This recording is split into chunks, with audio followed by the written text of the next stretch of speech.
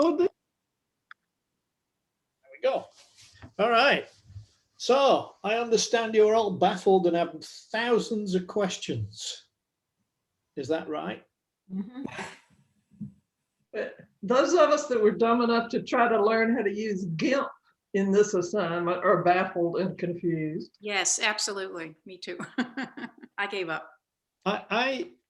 You know, my personal view, I tried not to push too hard last week, but I think that meta editors are the way to go. I think they're the way of the future. Pixel editors have some uses, and I use Photoshop primarily because, for those of you who don't know, I assume everybody in this group knows, there is a subscription system that you can get from Adobe for like $10 a month, I think it is. And if you're a Flickr Pro member, you get a discount. The biggest discount. Oh, go away. Sorry, I forgot to turn my announcements off. Do not disturb. Go away. Do not disturb until this evening. Thank you. So if you are a user of Flickr and have a Pro account, you can get a discount. So it's worth thinking about those things. But I would strongly recommend, if you want to keep it cheap and cheerful. I know Bill and is it Tom uses Affinity, and I think the tool. Yeah, the tool is the tool you love.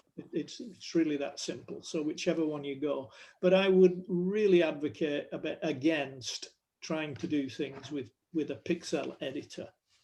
Some people love them, who've had them for a long time, but meta editors are much easier, in my view. You pick your tool, but once you've picked it, everything's a nail. Yeah. So who's got these questions then? Graham, I had one of the things I learned from the session was about compressing JPEGs when you save them, right, as opposed to save as. That's, I've been doing this not a long time, certainly not as long as you, because you're a lot older than I am, but and it shows. It was something I didn't know. Now the question is, does the same thing happen? Does compression happen as well when you save a TIFF as opposed to save as a TIFF?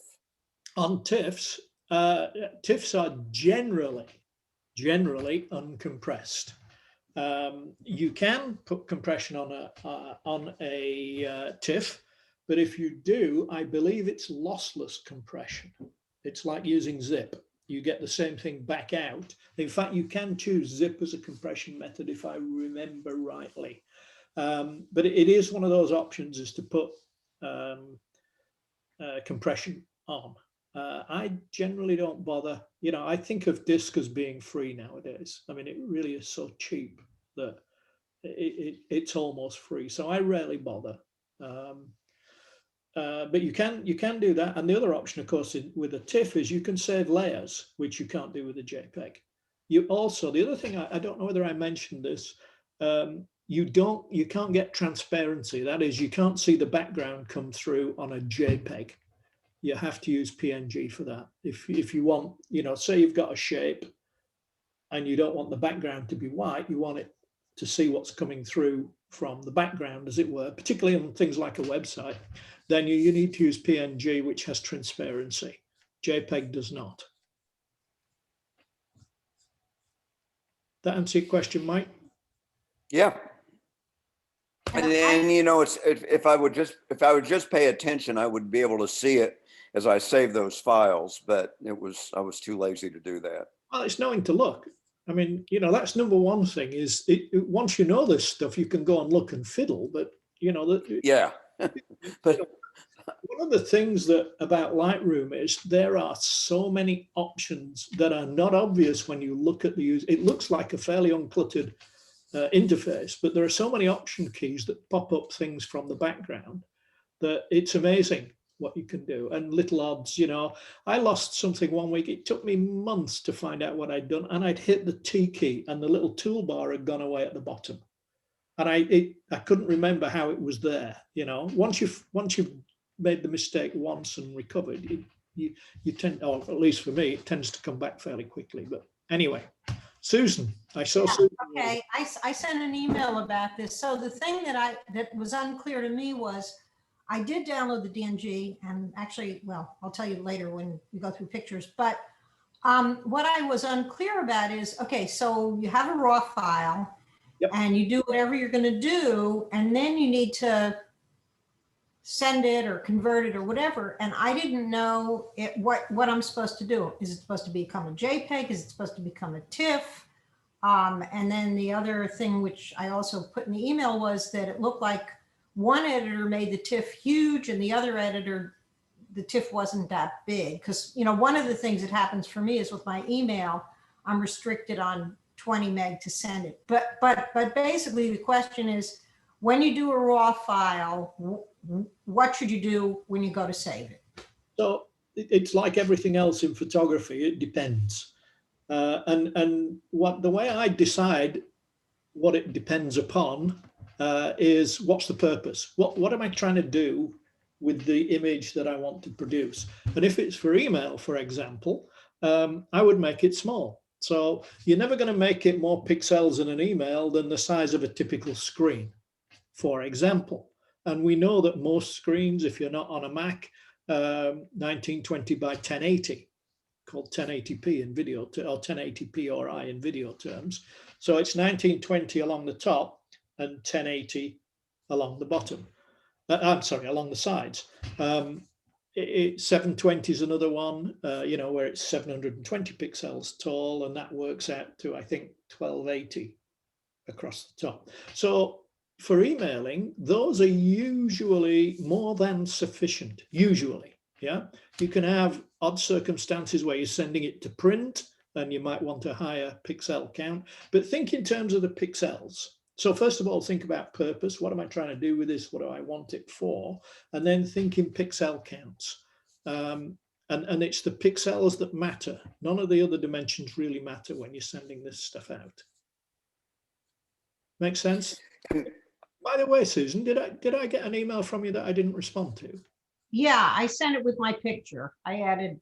Oh, Then I had a whole bunch of stuff, but I figured we'd talk about it today. oh, okay. I'm sorry about that. Usually I respond.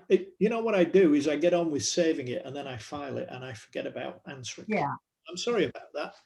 Yeah. But I also didn't. Oh. Go ahead. Well, I also didn't know why, and this was in the question too, why the TIFF from Photoshop Elements would have been much bigger than the TIFF from Affinity. Now, I have to confess, I have an old version that a friend of mine kind of gave me illegally, but forget that, of Photoshop Elements 11, and there were options on the TIFF, and I have no idea what any of them meant. So I just saved it, and it was huge. But the TIFF from Affinity isn't big. So the only thing I can think of, the place I would go and start looking is related to what we just talked about with Mike. I would first look at if one of them has compression set on as standard during save. Okay. That's the only thing I can think of. TIFF is an open standard. It's actually strangely owned by Adobe, and TIFF and PSDs are identical in most respects, in practically every respect. Okay. So given that it's an open format, it has to be the same from everybody, otherwise we couldn't interchange them. And that's the whole purpose of it. It actually stands for tag image interchange, image file format, I think. But those are the only things I can think of, and I would start looking there. And if that doesn't solve it, come back and we'll take another close look. And I think still trying to answer Susan's question, what do you do when you convert a raw file? What do you do with it? And I risk showing how ignorant I am about a lot of these things, but when raw converters, at least now, you can do a lot of post-processing in the raw file before you move it to a JPEG or a TIFF. And I don't mess with that. I will if I have a white balance problem, or sometimes an exposure problem, I will deal with it in a raw converter, whether it's Adobe RAW, Camera RAW, or whether, and I use Nikon XD. But the same there, I'll make very few adjustments in the raw file before I save it to a TIFF, and I save it to a TIFF rather than a JPEG because I'm not done working with the file. And if you save it out of raw, whatever it is you've done to it in raw, if you save it out of raw as a JPEG, you've lost a lot of data that you can continue to manipulate in another post-processing in other post-processing software like Elements or like Lightroom or whatever else. So, you know, my workflow is very, very simple, I think, and I don't nuance a lot of these things and probably should learn to do them, but I don't use RAW for much. Camera RAW or NXD, anything more than just developing the negative. And then working on it in TIFF. Right. That's a good point. And I think it's worth emphasizing again, you can't actually process a RAW. A RAW is like an undeveloped film. You know, you have to pull it into either a RAW converter, and Mike talked there about Adobe RAW, Adobe Camera RAW, ACR. An ACR is identical. The processing engine is identical to the one in Lightroom. So it's just a different way of doing the same stuff, different presentation, different user interface. Others, of course, not identical, but similar aim. So whichever one you choose, they all work the same way. And Mike made a point there that's critical. And I didn't talk much about this in the session, but you should stay with the maximum amount of information for as long as you can. And that's really what Mike was talking about when he's talking about processing in RAW until you really need to output it. Because when you go to 8-bit, for example, you're throwing away lots and lots of information that you can never regain if you're going to go and process the JPEG or the TIFF in 8-bit or 16-bit. Whereas you can always come back to your RAW or your DNG, well, RAW is DNG, but some RAW format, and do more processing later. And that's the beauty of a meta editor. If you're doing pixel editing, remember that image I used, you're actually chiseling pixels and you're taking them away or changing them permanently. Now, there are ways to mitigate it with layers and things like that, but I'm guessing that when you're starting, you're not using layers either. So you really are chiseling your pixels and either changing them or destroying them once and for all. You can't go back and, you know, unless you go back to an original that you saved first. So, cool. Any more? Oh, you're easily pleased, you lot. I thought there were lots of questions. All right, well, I guess I have a question. So clumsy at asking it last session, but and I use Affinity, and Affinity has separate sections. I'll call them sections. I don't know the generic terms for all these things because I'm pretty much a newbie. But the first section that I shoot in RAW. So when I open the thing in Affinity and it goes to RAW, and there are a number of tools down the side that I can use to process. I thought I was processing in RAW. Okay, and then when I finish that, I hit the button that says develop, and it immediately shifts over into a thing called photos. And there are many, many more tools in photos than there are in RAW. What have I done when I moved from develop photos? I haven't changed it to either a TIFF or a TIFF or a JPEG or anything else. It's still in Affinity, and when I finish up, doing whatever work I've done, I click Save As, Right. and it comes out as a thing called an affinity photo, not JPEG, not TIFF. When I go to export it, then it moves from being an affinity photo to being either a JPEG, TIFF, or any of the other 15 or 20 things that are possible. Yeah, I don't know, Tom. I've played a little with Affinity. I do have it, and it's, you know, my biggest issue with a lot of software is you have to get inside the mental model of the folks who put it together. Yeah. And Affinity is very different in that respect, and I have never put in enough time to really get into that model. Okay. I don't Okay. really know. I can't really answer the question what happens when you switch from, you know, whatever mode to develop mode. I don't know. From develop mode to what they call photos, the stupid names, but I don't know. okay. Somebody That's it. somebody on here is an Affinity boffin, and somebody had the book. Who had the book? Can anybody remember?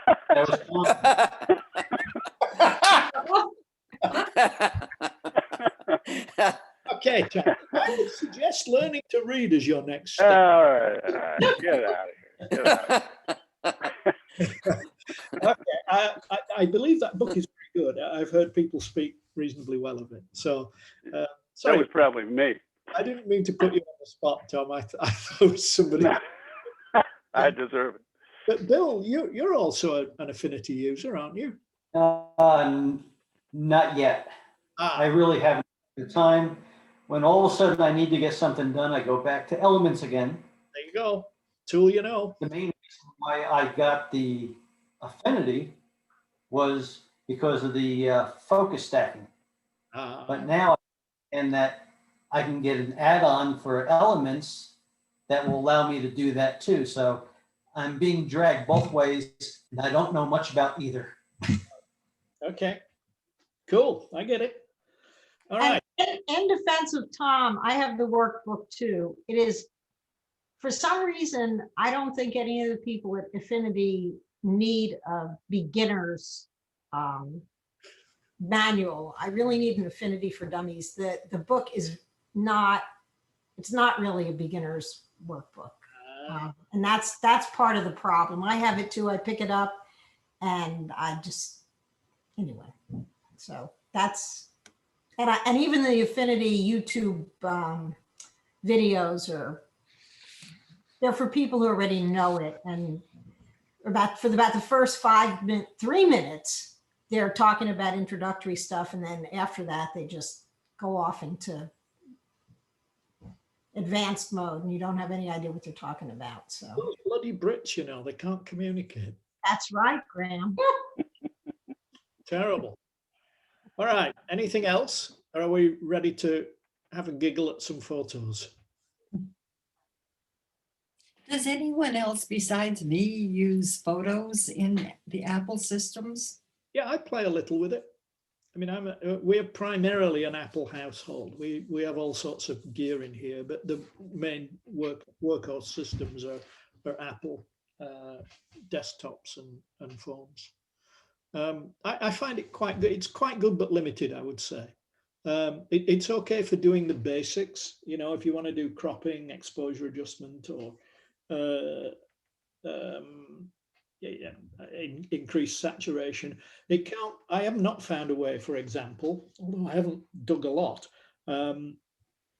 to remove things. So there's no spot removal that I can. There is one, but nothing compared to like in Elements or Lightroom or Photoshop. But I guess my question really is, Photos obviously does a lot for you because, you know, it makes it easier.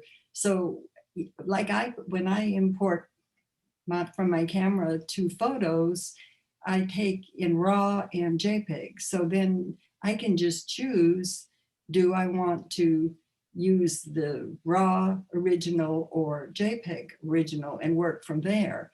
And I'm wondering what really is going on in that program. You know, what decisions, for my purposes, it works very well.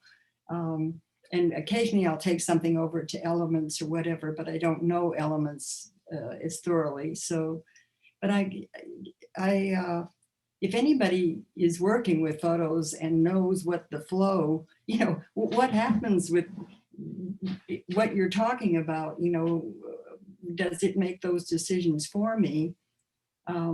When I save, it looks like I save in RAW or I save in JPEG.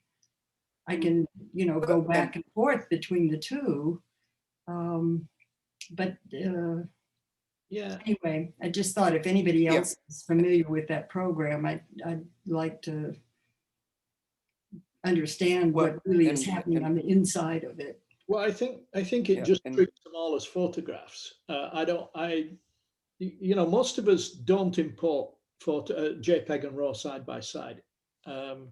For me personally, I find that gives lots of problems. And so I have all of mine set up. In fact, for this challenge, when I tried to import a JPEG, a TIFF, and it wouldn't do it. I had to go and kick it around in order to make it import all three different formats that I wanted, because usually that's an annoyance that I don't want. I want to work with raw images and only save them out. And I never re-import the exported images.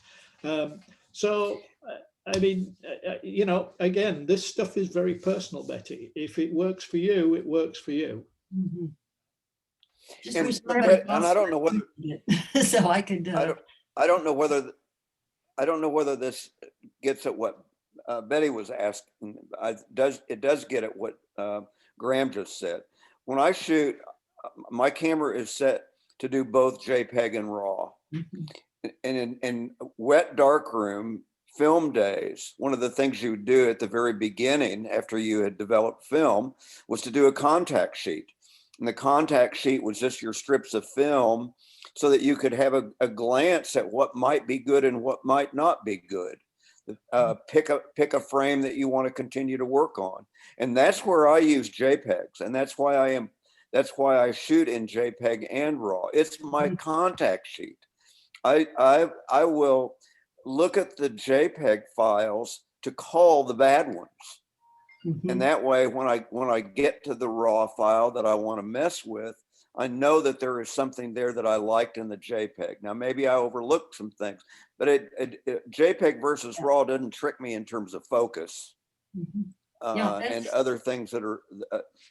That's how I work in photos too, because everything will come up, you know, and the import in a JPEG format, and then that's good for culling, you know, stuff that looks hopeless, and then you can, if you want, then switch to RAW and work with it further. Yeah. So anyway, well, if anybody else if I could get my photos to look like if I could get my photos to look like yours, I'd be happy with anything. I just wish somebody else was using photos, because, you know, you can see how much you learn just by talking to other people and what they have discovered. And it's just, I haven't found, you know, with everybody who's got apples, nobody seems though, I guess because photos probably had such a bad rap Mike Blotz, years ago or whatever. Mike Blotz is the guy. He uses it exclusively. Oh, he does. Okay, that's right. Yep. Yeah, he'd be the one. We have to have our own little subgroup. There you go. Yeah. I've used it before I got any editor, but I don't think there's anything you can learn from me. I just kind of played around with it. Cool. All right. Anything else, or is it ready? Are we ready to take a look at these images? Mm-hmm. Cool. Let me make sure I have Lightroom here, and then to go back to that, share screen, Lightroom, there we go. Okay, so you should have, oops, don't want that.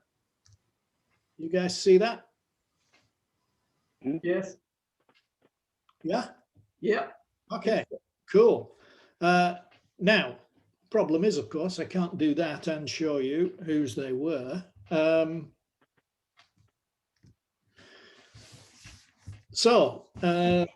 think that's mine. Is that Beth? I think so. I think that's mine. That looks a bit like yours. I could, of course, just do this and then put my toolbar back. Oh, it's not telling me. It's not giving me a bloody. Yeah, because there's a spot remove. I see where I did something in a corner that I know I did. Good. Okay. Yeah. So, what did you struggle with? Was it fun? Oh, it was definitely fun.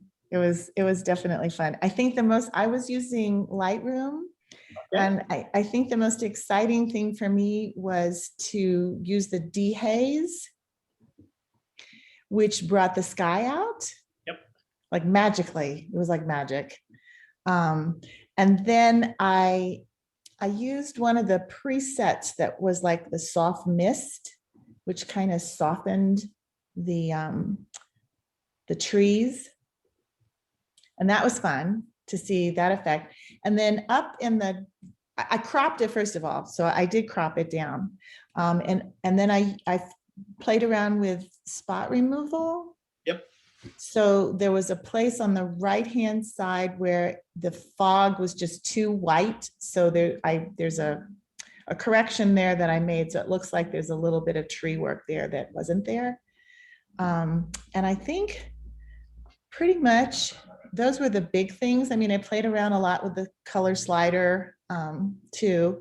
I wasn't real happy with the bottom right-hand corner. That green just kind of seems too green to me, but I hadn't quite figured out how to do. I did try the gradient thing, and I probably could have tried the gradient thing there to kind of change that color out a little bit. But I was not 100% successful with using the gradient tool, so I left it as it is. So the other thing you could play with is the targeted adjustment tool is wonderful. Okay. That's good for changing colors. Okay. It does them all unless you've selected, so Right. that global and local thing. But I looked at this image and I thought, am I really going to be that cruel? Because when you looked at the image as it came out of the camera, it was bloody awful.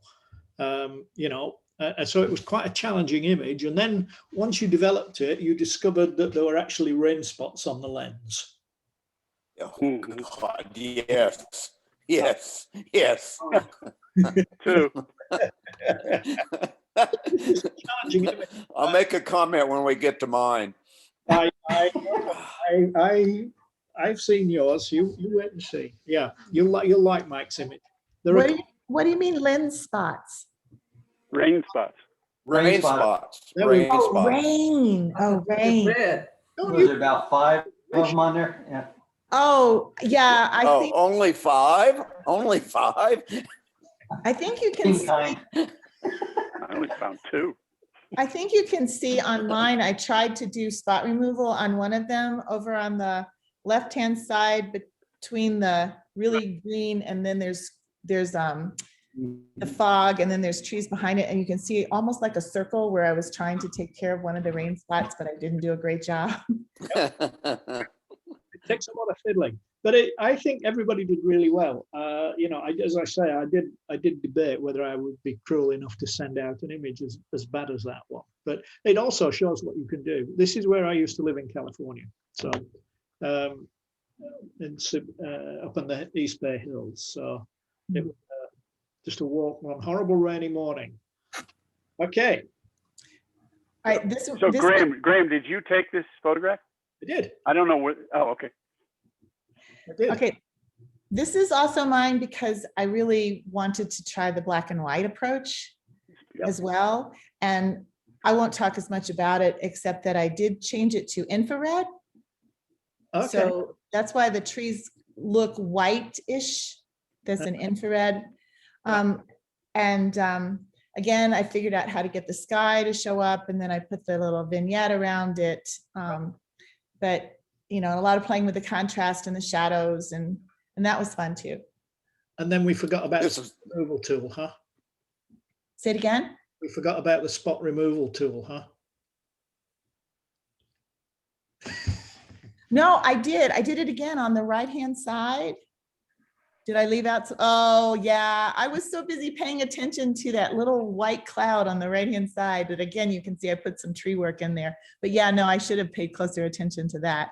I think you did a great job. There is a spot tool. We did look at that spot tool. If you put the toolbar up, when you've got the spot removal tool up, it will actually just show you every spot. Oh, That's another one of these little hidden things in Lightroom. okay. And it literally turns it black and white and goes into really high contrast, and they stand out. No, I have British phrases that I'm not going to use on a video recording. They are really easy to see. Okay, I'll try to figure that out.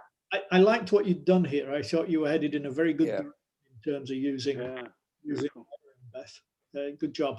Thank you. Okay, here's one of the comedians. Is this you, Mike?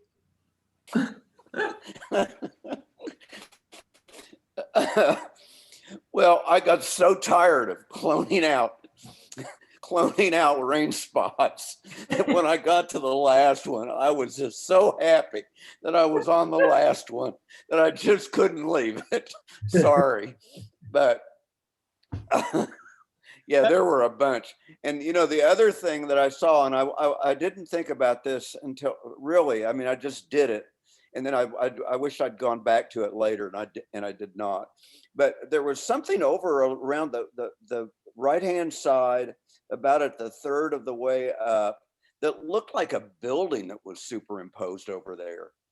And you know, I don't know what it was I saw, but it was almost like a double exposure. But this is, you know, I spent, you know, probably the sum total of 20 minutes doing the basic picture, and about 2.5 hours on rain spots.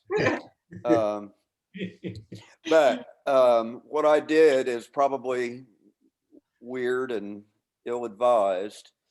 But I took Graham's raw photo, and in since it was a Canon image, I used Adobe Camera Raw, and changed the exposure of the original image by +1. Actually, I guess it was +1 and -2 stops. So I then had 3 images: the original that I left unchanged, one that was a little bit overexposed, and one that was quite a bit underexposed. I took those 3 images into Photomatix Pro, which is an HDR program. And there again, you can, inside Photomatix Pro, you can change the exposure of individual shots. And I tweaked them a little bit there as well. But then I processed the image in Photomatix and started doing my usual very rudimentary sliders thing with contrast and highlights and shadows. And I should back up to the Photomatix part. There's a ton of images that you can pick from as presets. And I looked at a half a dozen. I didn't tweak them at all. I just found the one that I liked the best and used that. And I wondered if the foreground was too oversaturated. And I keep remembering one of the first HDR photos I posted of now I can't say it, the mansion in Asheville. Biltmore. Yeah, at Biltmore. And somebody on one of the photos that I had put through HDR said that it looked like a pool of phosphorescent vomit. And it's always because it was just too oversaturated. So anyway. So yeah, I mean, that's thank you, Mike, for that explanation. I did wonder whether you'd done HDR on this one. And it's interesting. So Mike only had the same images as everybody else, but you can do HDR by reprocessing the image to underexpose and overexpose, and then using those as 3 individual images. I find it doesn't work as well to do it that way as actually taking the exposures. But, you know, when you're in between a rock and a hard place, sometimes you have to play with these things. But well, like Beth, I was trying to find the sky. Right. That was the thing that I really wanted people to play with and understand, that there is a huge amount of detail in these flat looking raw images, both in the shadows, which there were a few here, but not, you know, it's not primarily a shadow photograph. But in that sky, you can pull out an incredible amount of detail. And you know, most folks got, I was pleasantly surprised at how well everybody's done this, because I thought this was quite a challenging image. So good job, Mike. If I could make a comment, I like the greens. You got really good like variation in the tonality of the greens. I guess that's the word, the hue. I don't know. I just think it's the color. Your greens are really nice. Well, thanks. And I think that Beth, thanks. I think that comes from the preset in the Photomatics program. I didn't mess with saturation inside Photoshop Elements at all. So, Mike, what you did makes it look very three-dimensional. I mean, it reminds me of those, what are they called, the Visumatic or something, kids that we had as kids with the round circles and the two pictures that would make it 3D. Yeah.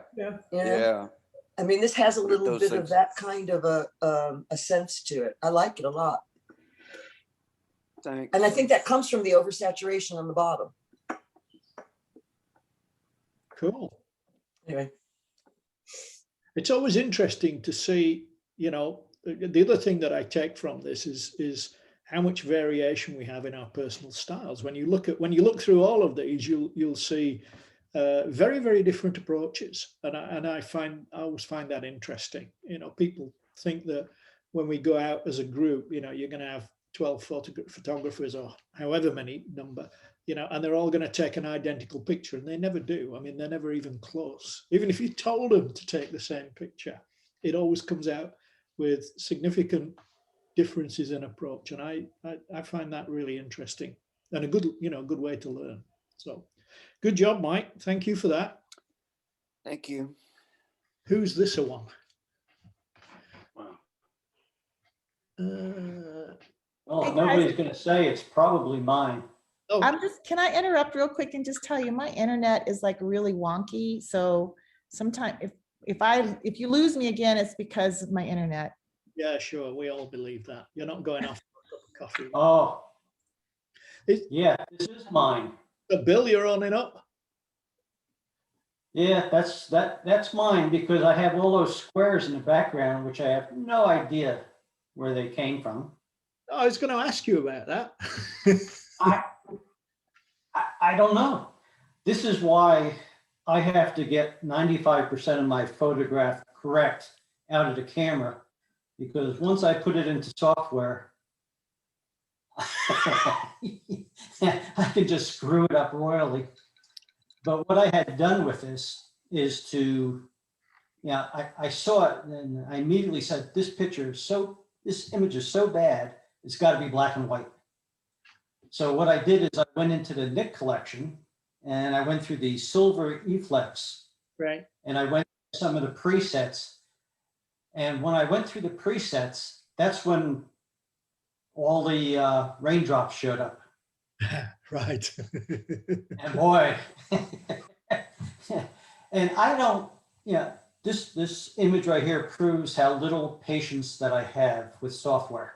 There you go. And because what I did mainly in the background, once I changed it to, I think it was called the low key 2, and I saw all those spots. The only thing the effort that I was willing to put into it was using a lasso and putting a big circle around each one of the spots, right, and then doing the function with the content aware. Mm-hmm. Yeah, I go into the great detail of trying to fix them and stuff like that. That's my downfall, is my lack of patience. That's that's just the way some of us are. Some like fiddling with this, some of us don't. So I'd make a couple of general observations. I mean, I teased Beth earlier, and there's a general point that I should make more firmly, and that is we all like to go to whatever tool we prefer. In Bill's case, Nick. But before we do that, whatever it is, whatever you're doing, I would say work on getting the basics right. So I teased Beth for missing the spots, and I should tease Bill for missing them. You know, these are sensor dust, I suspect. My sensor was dirty. So I would always advocate, you know, get the basics right, as right in the in camera, as Bill says, is always a good thing to do. And then work the image to get the basics sorted first, the global issues that we talked about in the workshop. Get those right, get them completely out of the equation before you start going and processing. And if in most tools, if you want to do that, you can always do versions if you want to play. So for example, in Lightroom, the apostrophe just gives you a virtual copy and you can play to your heart's content. But I did notice that I should have guessed that this was Nick. It sometimes does horrible artifacting, and it's done it to the, look at the edge of these trees. And it did it selectively. It didn't do all of them, but some of them, it just, you know, it went wild on. And I do like Nick, although I guess they sit on my machine and don't get used very much. I didn't buy the new ones. I still have the old ones. But I thought it was great, Bill. And I thought you'd done those squares deliberately. See, when I made the comment. Oh, sure. Own it.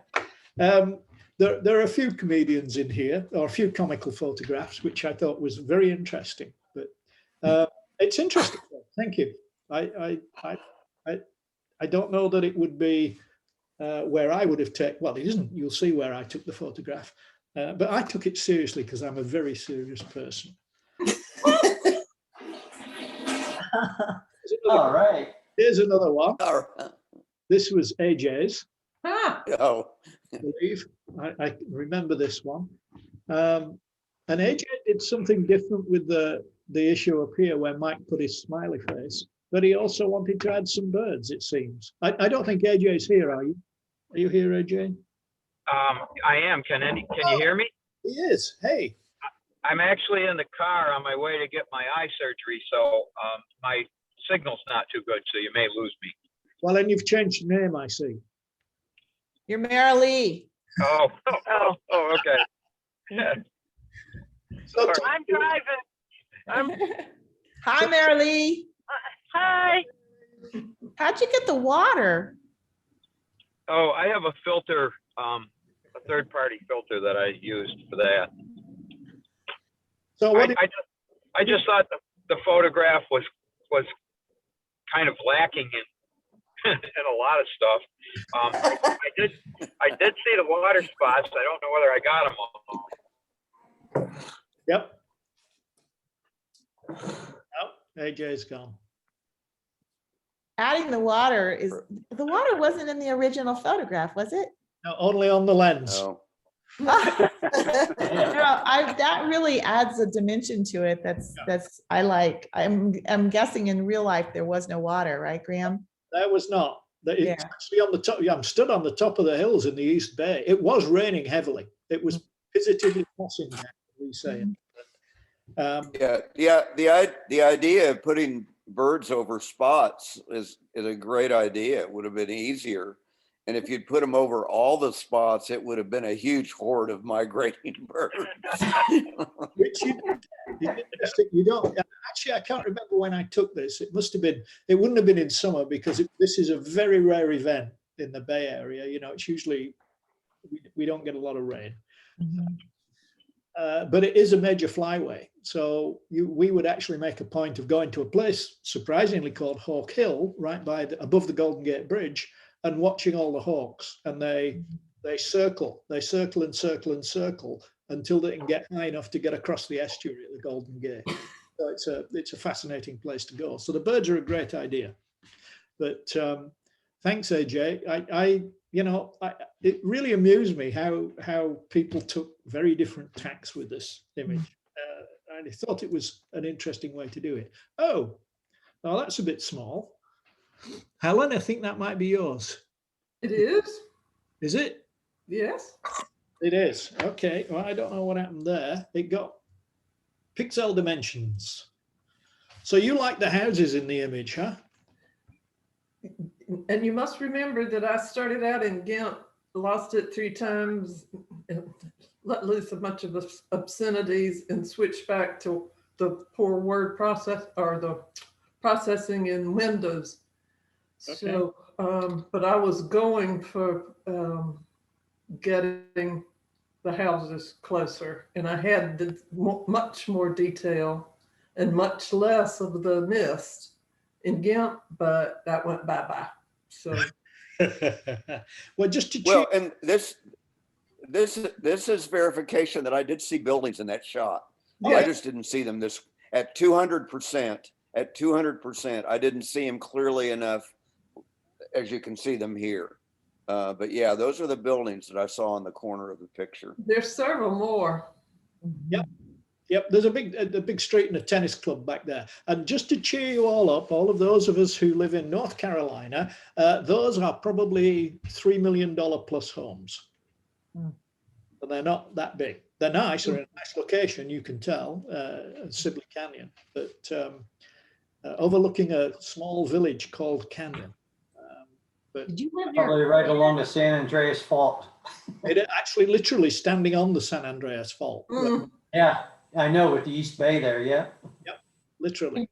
Did you live near a canyon, Graham? What was the question? Did you live near a canyon? I did. Wow. I lived in Oakland, actually. This is Oh, okay. Yeah, Oakland. All right. in Yeah. the hills at the top. This is actually, there is a park there overlooking Canyon. There are a series of parks called the East Bay Regional Parks. Right. And this one is the one at the top of Snake. I think at the top of Snake, looking towards Canyon. So Canyon is actually down there and to the left. If you look closely on one of these, I'm going to move. Oh, what happened there? That's me, I think. Here we go. So Canyon is down here, somewhere down there. Oh, okay. I wanted to tell Helen, yours had kind of a watercolor effect. After I played with it and realized I'd lost all of the resolution, I thought, well, I kind of like this. It has an Asian air to it. Yeah. Yeah. Sumi ink painting kind of thing. Yeah, that was what I was going for when I just got tired of it. But I was working on such a small segment, I never saw any rain spots. The rain spots are a surprise to me. That's another way to get rid of them. Yep, go small. So hang in there. I detected a degree of frustration in your email. Hang in there. We've all been there with this technology. I mean, seriously, I have, in the early versions of Lightroom, I threw it out and swore I would never. In Lightroom 1, in the beta before it was released, I threw it out. And this software will never, in the end, I decided that the best thing not to do with beta software is to throw your whole catalog at it, which was the other thing I did. But hang in there. We've all been there. I still get there. I still have stuff that I look at and I go, why am I even doing this? I really do. So I think you got an interesting effect. And I, keep working. It may be that GIMP is not the tool for you. Yep, it may be. I'm surprised that I'm the only one that went small, because I started looking for things like this. I thought Graham has snuck something on by us, and I better go piece by piece over this picture. I felt so guilty about choosing that as an image. This was a hard work image. There was a lot of work to do in this image. Graham, can you make that bigger, please? I can. Thank you. It's really nice. Yep. I like it a lot. Yep. It's an interesting approach. I like sitting in a ones I lost better, but the effect was I liked. It does look good. Cool. Hang in there, Helen. Keep going. I'm trying. Okay. That's. Is that mine? I don't remember. Let's. I think it hang is. on a minute. Can you Oh, check? Is it mine? I don't think so. Not unless your name is copyright Graham Bird. I see down there. Oh, okay. Okay, mine's different. No. Okay, mine's the next one. Yeah. Okay. But hang on a minute. That's not. No, it's the one after. It's the one after this, Graham. Mine is the one after this. Did I put multiples in here? I don't understand how that's here, to be honest, because it's not supposed to be. It's not the image that you're getting from me. This is your. Is that mine? I don't know. Yeah, I think that's mine. Okay. Susan K. Yeah, Susan K. That's me. Susan K. This is you. So actually what happened is a friend of mine gave me Photo Elements a while back. I've never used it. When I opened the DNG file, it opened it up in Photo Elements 11. So I tried processing it there. And then I also processed the same photo in Affinity and tried to decide which I liked better. And so this actually was from Photo Elements. And I only noticed 2 spots, and I did the one, and actually it was because Tom told me about the one on the left. And I have to say that Photo Elements has a guided part, and that's what I used. Right. And I could not figure out how to get any other spots out once I did the one thing with Photo Elements. So I just gave up, but I did the one on the left. And in Photo Elements, I changed, let's see, brightness, contrast, cropped it, and did highlights and midtones, because I guess I really like green, and I was trying to make it greener. And in Affinity, I made it really green, but I think it made it so green that it lost some of the contrast. And I also cropped it in Affinity and then realized I wanted to get back some stuff, didn't know how to do it. Anyway, so this is from Photo Elements 11. Cool. All right. Well, I think, it's good that you tried it in 2 different applications. I like that. I mean, my observation here would be you will have seen from some of the other images, there is a lot more to get out of the sky if you continue to work it. But great. What I really love is the tones, the softness of the tones you've got here. Whatever you did a fabulous job in the clouds in the trees. And here's a rain spot, 2 spots there. But this softness here is fabulous. I really like that. I really like that. When I'm looking at these on my monitor, and again, personal preference comes in a lot here. I find this too green. I find I don't know, this image to me speaks to soft greens. And again, it's an interpretation of my interpretation of the image, and you'll see when we get to the end. I did process it just like you did, and we'll take a look. But good job, Susan. Did you learn a lot? Yeah, although I learned that there's a whole lot I have to learn. That's good. So are you going to settle on one tool, or are you going to keep playing with both of them? I'll probably play with both of them. Good. All right. Well, it'll be interesting to see where you go with that. Cool. Good job. Now, who did this one?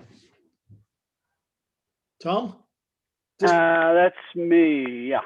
Okay. That's me. Talk to us. Can you make it bigger? Yeah, there we go. So yeah, first of all, I cropped it pretty radically in half, basically. And I liked the way suddenly it started to look it had more of a mountainy look and less of a hilly look. The main thing that I did was I put a sun up there, and I know that you all are going, well, wait a minute, that sun is on the wrong side of the planet. It's off by about 180 degrees because the foreground is illuminated. Well, anyway, I decided I liked the way it looked anyway. And I started fooling with it, and I started thinking about Hudson River School look for as far as the color was concerned. Right. And when I put the sun in, then I put the sun in with a really good tool in Affinity called lighting. So there is an actual light that you can introduce into the photograph, and that's what the sun is there. A pinpoint light, and you can adjust it any way you want. So I wound up liking it. I like how dark it is. I like the color. Then I changed the ambient color with the lighting tool. And I don't know, it reminded me of a thing I might have seen in my grandfather's house. And where was that? Pardon? Where was that? But this is like last week you talked about how you can't export your context. So I tried to export the context. Well, that's fine. Then that works for you. That's what works for you. So again, a lot of you missed all the sensor dust. So I'm going to chastise you more and more about getting these basics right. But I like what you did with this, Tom. I particularly like that you realized you can relight a photograph, and particularly when you've got very flat images, which you tend to get with RAW. They tend to be really flat out of the camera. You can relight them a lot. And last week, actually, we talked in the workshop about doing that lighting map. And you can do the same with lighting as you would with color and brightness and so on. When I drew that map on Susan's, was it Susan's image? No, it was Beth's image. And you can do the same thing, and you can completely relight an image if you want to. And the master at that stuff is a guy called Vincent Versace, who I don't know whether he's got much on YouTube, but definitely worth a look, I think. But good job, Tom. I mean, a very different approach and a very interesting approach too. I really like that one. There you go, Tom. That's the sale already. Oops, wrong way. So let's have a look whose this is. This must be the last one, is it? It is. Okay. So you get to see this one. You can take a guess who's this one. This is the best of the lot, I think. Yours. Yours. So I don't think this is a perfect image by any stretch. There is still work I would go and do, but I particularly wanted to show you. Everybody's been working on. Oops, sorry.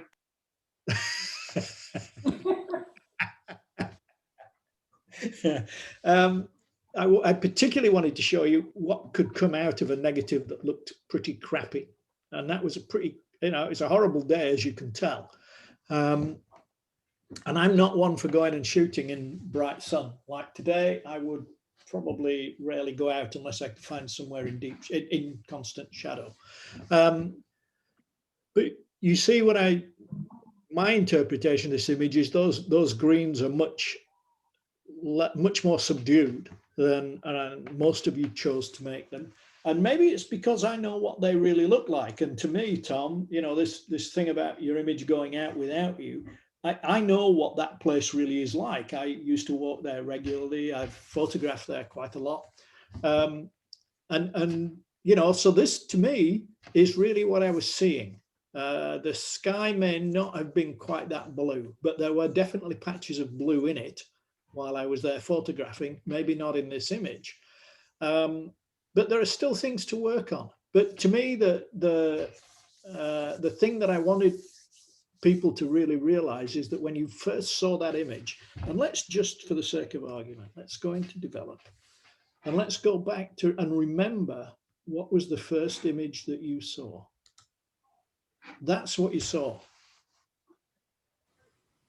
And actually, you know, of course, I can go back up here and I can just do the before and after, before and after.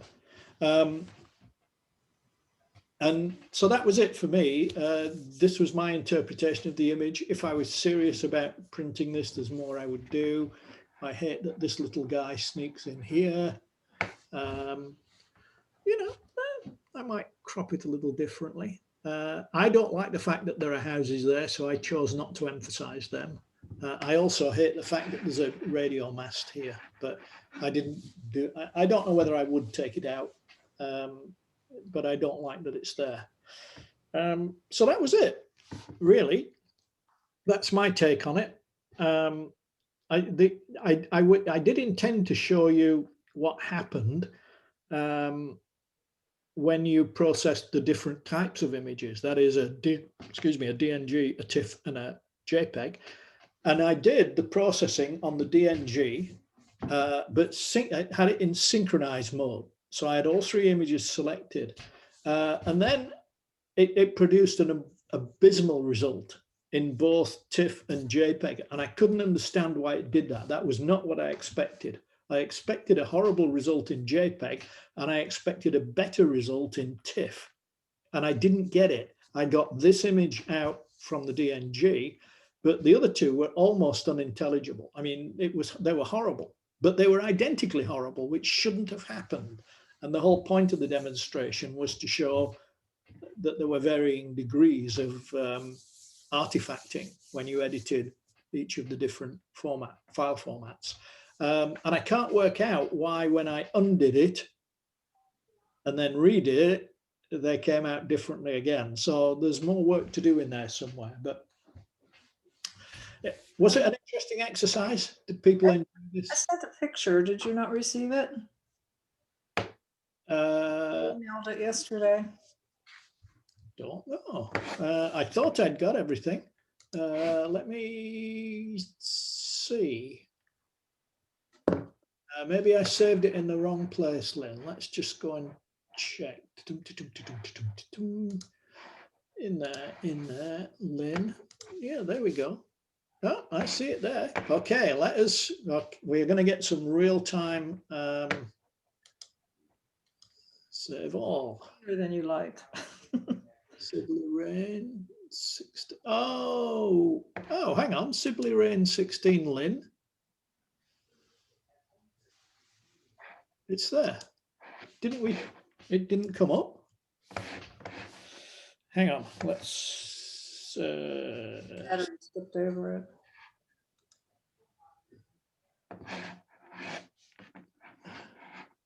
There should be. Beth. That's okay if it's a problem. No, don't worry about it. Oh, no. You need to get your moment in. Not really. There we go. It's there. It's that one. Is that the one that I would? That's the one that I skipped over because look what it says. Does it have your name on it? It does. It's mine, and I don't know. That must be embedded in the original somehow.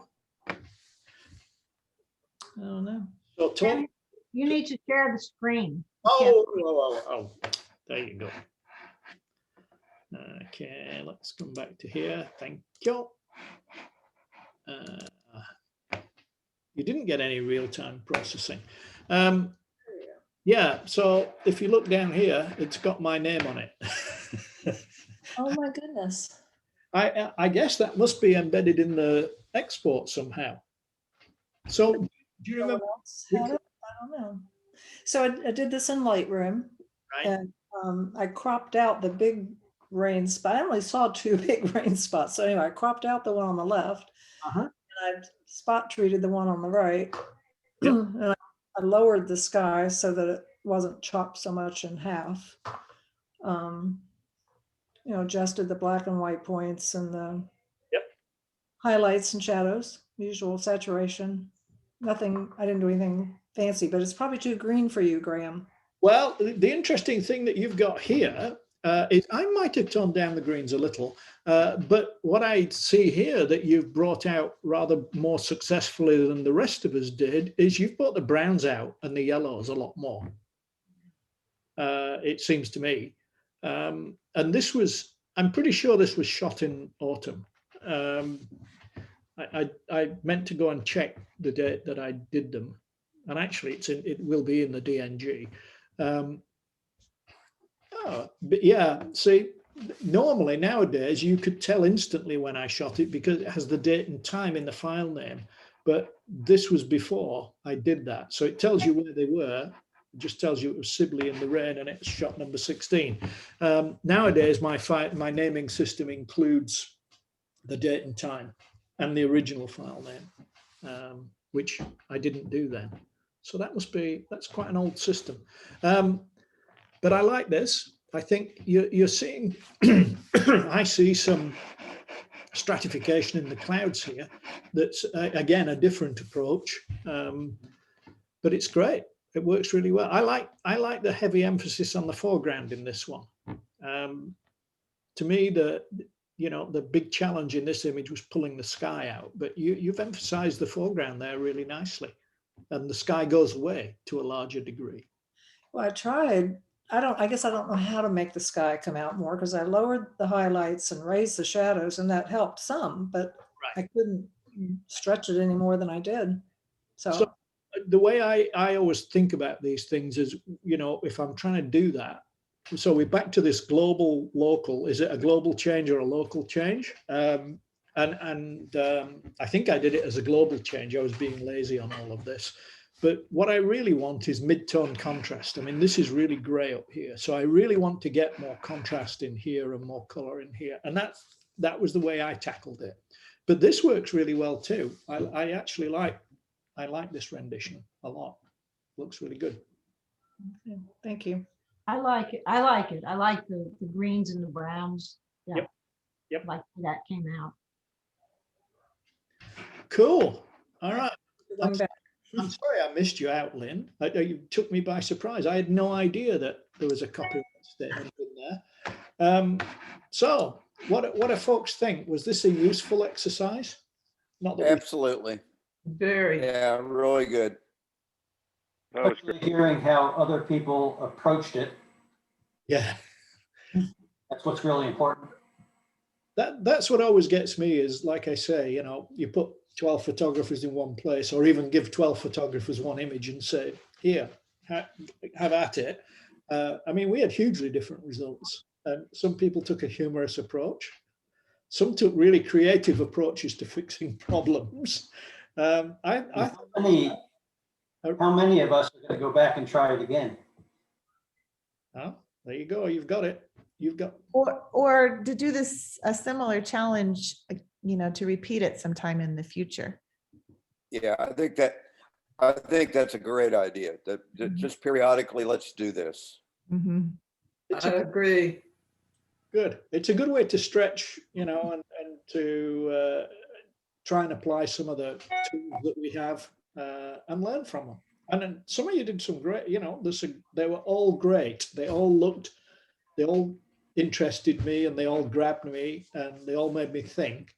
And as I say, for me, the big appeal is the variety of difference in approach. Any other thoughts? About ideas for our next challenge. You're all stunned into silence. I did try. I was ashamed of that photo when I sent it out. I did try and share some of my photography. I had a portfolio of portraits. That is, those of you who are on Facebook who are connected can see it. It would not let me, no matter what I did, share it to the InFocus group. So this was apparently 10 years ago. Facebook told me yesterday or Sunday that I was a portrait photographer. So I did put that video of some of my work from 11 years ago now, I think 10 or 11 years ago. Yeah, so a long time.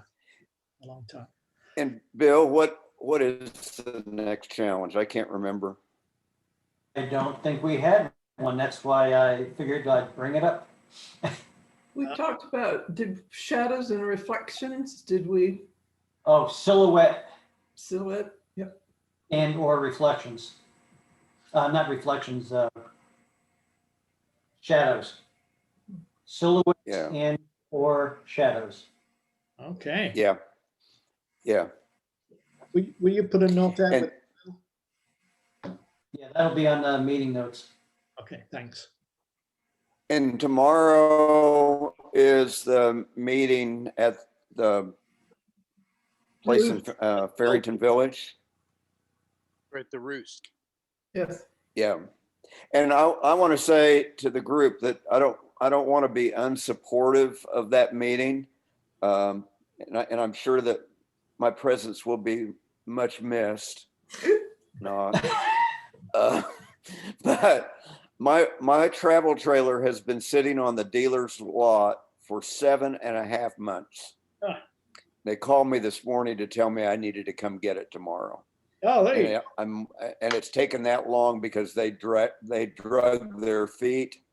And but anyway, I have to go get it. So I'm going to miss the meeting, and miss you guys too. So we'll make fun of you, Mike. Yeah. We'll miss you. yeah. Don't make fun of. I'll be the don't new make fun Mark. of me. I'm in Colorado, like you know, so I won't be there. Ha! We'll miss you too. Thank you. I'll miss you Yeah, guys. like tomorrow, so I won't be there either. Okay. Anything Well, else? good meeting. Thank you all. Yeah, thank you so much. What Right, time are we okay. meeting? What time are we meeting at Farrington? I can't remember. 10. 10. Okay, thanks. So I'm trying to borrow a walker so I can come tomorrow. What? You know, with all the old people. Ah, I have to have a walker, I think, don't I? no. I'm trying to borrow Yeah, one. If I can in borrow. Farrington Village, it's required. Graham, I have one if you want me to bring it. All right, you guys. Hopefully I'll see You you will. planning on it. Take care. Bye-bye. Bye. Bye. Bye.